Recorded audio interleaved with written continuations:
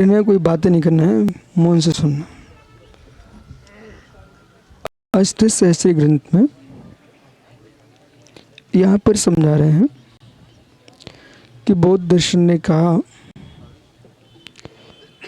कि जो आप नित्यत्व कह रहे हो, को कथनचित नित्य मानते हो, वो घटित नहीं होता। हम वासना योग से स्वीकार करते हैं, लेकिन तत्व नहीं होता।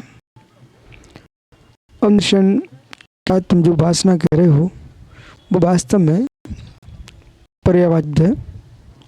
आप नित्यत्व को स्वीकार करो। क्या कह रहे हैं?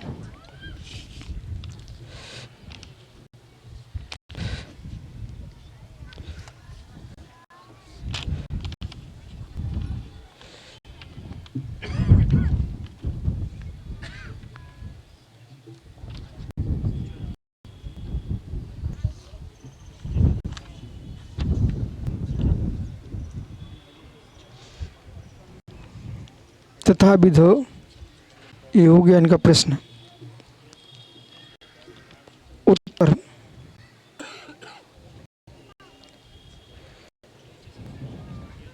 हाँ बोलो, जोर से बोलो ना।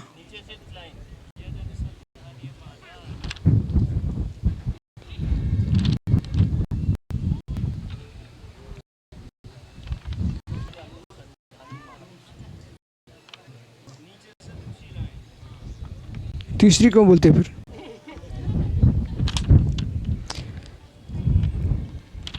यदि अनुसंधिमाना दर्शनादिभ्यो भिन्ना, जो आपका अनुसंधानी मान है, जो वासना है, वह दर्शन से भिन्न है, तथा संधान अवोध प्रसिद्धि चेत, यदि अनुसंधान मान जो दर्शन से भिन्न है, तो फिर तथा संधान अवोध प्रसिद्धि थी, तो संधान का अवोध प्रसिद्ध है। सुनो भाई, भिन्न है, अवोध है। दर्शन से तुम्हारा वासना भिन्न है कि अभिन्न है? भिन्न है, अभिन्न है, तो फिर तो मेरी सिद्धि हो रही है। और भिन्न ही है, तो फिर दर्शन और वासना में भिन्नत्व है, तो ज्ञान कैसे, बोध कैसे? भिन्नत्व एकांत में बोध कैसे? वो अभिन्नत्व मानते ही आप, तो फिर जो हमने आपसे कहा है कि दर्शन, अवग्रह या अवाय धारणा इत्यादि जो हैं, ये संज्ञा की अपेक्षा भिन्नत्व है, लेकिन देखा जाए तो ये सब क्रम से ज्ञान की ही परंपरा है, और इससे परंपरा से नित्यत्व की सिद्धि हो रही है ना। तथा चेत स अनुसंधान वासना, अनुसंधान यानी वासना, यदि अनुसंधीयमान दर्शनाभ्यो, अनुसंधीयमान दर्शनादि के आदि से भिन्न है, तदा संतानांतरे, यदि भिन्न ही है ना, तो संतानांतरे दर्शनादि अपग्रादिषु सो संतानेपि न अनुसंधान बोधोपनेत। यदि भिन्न ही है तो फिर संतान संताना कैसे? वो संतान संतानीपना नहीं बनता है, तो फिर नानुसंधानोपि अबोधम उपजनति, तो अनुसंधान वासना बोध को तो नहीं होगी। अपनी भाषा में कहूँ क्या? हमारी भाषा में सुनो कि ये सुगत बैठा हुआ है, मैं जहाँ शुद्ध दिगंबर सुगत क्षणिकवादी, इसके मस्तिष्क में छाया हुआ है कि नाश से उत्पत्ति होती है एकांत, पर नाश से उत्पत्ति हम मानते हैं। हम संतानांतर जिसे बोलते हो, हम पर्यांतर बोलते हैं। जो पर्यांतर है, जो पर्यांतर है, राव मत बैठ, जो पर्यांतर है वो पर्यायी को छोड़ के नहीं है। पर्याय बदलती है, पर्यायी नहीं बदलता। स्यात् पर्यायी का ही प्रमाण पर्याय है। फिर भी वो विनाश नहीं है। यदि इतनी प्रयास करते हैं, यदि आपने संतानांतर से दर्शन को स्वीकार किया और यदि भिन्न नहीं मानते हो, तो फिर वो भिन्न नहीं मानते हो दर्शन संतान से संतानी को, तो फिर निरवय विनाश मानना पड़ेगा। फिर संस्कार किस में रहेंगे? ए बालक इधर देखो, जामन डाला है तो दही बना है। दही बनने का काम क्या है ना, जो खटास के साथ उससे दही बना पर वो संस्कार ने क्या किया, मट्ठा बनाया दिया, तब भी खटास रही। क्यों? संस्कार काम कर रहे हैं। तो निरवय विनाश नहीं हुआ है वहाँ वासना। तो ऐसी वासना मानते तो ठीक है, यदि आपने दर्शन से और वासना को पूर्ण भिन्न माना, मतलब ऐसा भिन्न माना कि मटकी में दही दूध, मटकी में दूध और दूसरी में डाला जामन, मटकी में दूध दूसरी मटकी में डाल दिया जामन, तो दूसरी मटकी का जो जामन है क्या उसे दही बना देगा क्या? ऐसा भिन्न मानते आप, तो वासना जो है वो ज्ञान का कारण नहीं बन सकती। इसका इतनी सब विषय का इतना अर्थ है। समझ में आगे क्या बालक? आगे चलिए। संधान अनुभव जनित वो बोध को उत्पन्न नहीं कर सकता। तद अभिन्ना चेत, यदि आप अभिन्न मानते हो, अब देखो अब सरल दिखेगा, यदि अभिन्न मानते हो तथा चेत बद्धा विद्येत, यदि अभिन्न मानते हो तो चेत अबद्ध विद्येत, तो जो अभिन्न मानते हो तो फिर चेत अबद्धम विद्येत नहीं, भिन्ना भिन्न भिन्ना। ओ भाई अबद्ध भिन्न है तो ये भिन्न है, तो फिर अबद्ध है, अबद्ध है, अबद्ध है, कहीं से बांधा नहीं गया, वो तो है ही, एक ही है, बहुत बढ़िया। अबद्ध है, कहीं से बांधा नहीं गया। तुम लोग तो बटन लगाए हो, मतलब तुम्हारी शर्ट साबित नहीं है, फटी हुई है, इसलिए तो बटन लगाए।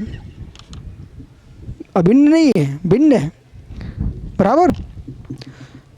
नहीं भिन्नात अभिन्ना भिन्नम, नहीं भिन्नात अभिन्ना अभिन्नम, जो भिन्न है, नहीं भिन्नात अभिन्नम अभिन्नम, दो बार अभिन्न कहना, उसका मतलब ये है भिन्न है तो अभिन्न कैसे?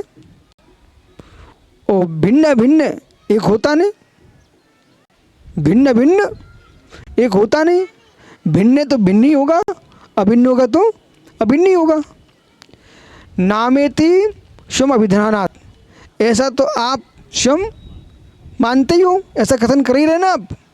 तथा प्रबोधात, तो उसके ज्ञान के लिए कथम दर्शन अवग्रह से एक अनुसंधान अनुपदेत, तो हम प्रश्न ही प्रश्न कर रहे हैं, तो फिर बताइए दर्शन अवग्रह अनुसंधान ज्ञानात्मक पद्धत, तो जो दर्शन है ना, वो दर्शन में अनुसंधान, तो उसके अंदर प्रतिबोध, दर्शन में ज्ञान कैसे प्रकट कराएंगे आप? भिन्न नहीं मानते हो अथवा अभिन्न मानते हो। हम लोग मानते भिन्ना भिन्न कथंचना, हम मानते क्या? भिन्न भिन्न कथंचना। यदि पुनस्तेभ्या कथंचित भिन्ना भाषण मन्यन्ते, आ गए समय पर, कथंचित अभिन्ना, कथंचित अभिन्ना वासनात् अनुमन्यन्ते, यदि आप वासना को कथंचित दर्शन से अभिन्न मानते हो, कहाँ पहुँच रहे हैं?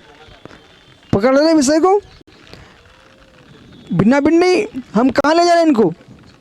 कथंचित अभिन्न मानते हो, कथंचित अभिन्न मानते हो, तो कैसा हमने दर्शन अवग्र यवाय धारणा इन्हें भेद देखा, लेकिन वो ज्ञानत्व ज्ञानत्व ज्ञेयत्व ज्ञेयत्व की दृष्टि से एकत्व दिखाई दिया है, एक ही ये ऐसा। इसलिए कथंचित वासनानुमन्यता कहाँ गया, पुनस्तेभ्य कथंचित तदा तदा हेतु तदा अहम मिकायामात्मा आहा। फिर मालूम क्या करें, अहम महात्म्य आत्मा, अहम अहम पने से यह आत्मा, मैं हूँ, मैं आत्मा, ये वासना कैसी अपने में ही रहेगी ना। तो फिर अहम अहम से यह आत्मा दर्शनादि पर्यायों का अनुभव करते हुए विवर्तनम अनुमन्य भवनन अनादि निधना, ऐसा विवर्तन करते हुए अनादि अनिधन परस्पर तो विभक्ता, परस्पर विभक्त, ये अष्टसती चल रही है। परस्पर ओ भाई डंडा हटाओ। लक्षण प्रत्यक्ष अनादि अनिधन सुलक्षण से प्रत्यक्ष सर्वलोकांता, सभी लोक में लोकांत क्वचित विचित्र विचक्षण विचित्र लक्षण में नीलादि विशेष निर्भास, आप निर्भास पहले पढ़ चुके हो, निर्भास यानी प्रतिभास ज्ञान। तो कहीं निर्भास अनादि निर्भास होने पर नीलादि वासना भूतानाम आत्म परस्पर विभक्त, परस्पर विभक्त आ गया मूल विषय, विभक्तान सहक्रम भावनो गुण पर्याय सत्कुर्वन सन्नैव सिद्धा।